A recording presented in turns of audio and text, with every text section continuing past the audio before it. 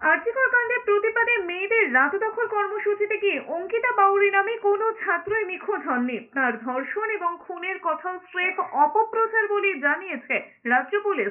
পাশাপাশি সোশ্যাল মিডিয়ায় যারা সত্যাসত্য যাচাই না করে এই অপপ্রচার করেছেন, জনমানুষে ভুল বার্তা দিয়ে প্রভাবিত করেছেন, তাদের প্রত্যেকের বিরুদ্ধে কড়া ব্যবস্থা নেওয়ার হুঁশিয়ারিও দেওয়া হয়েছে শনিবার।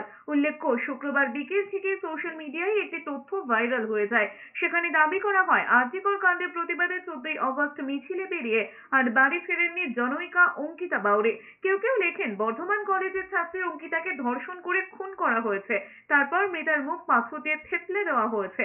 ক্রমশ ফেসবুক, ইনস্টাগ্রাম ইত্যাদি সোশ্যাল মিডিয়ায় চাউর হতে থাকে ওই পোস্ট। কিন্তু শনিবার এই তথ্য সর্বৈব মিথ্যে বলেই জানিয়ে দিয়েছে রাজ্য পুলিশ।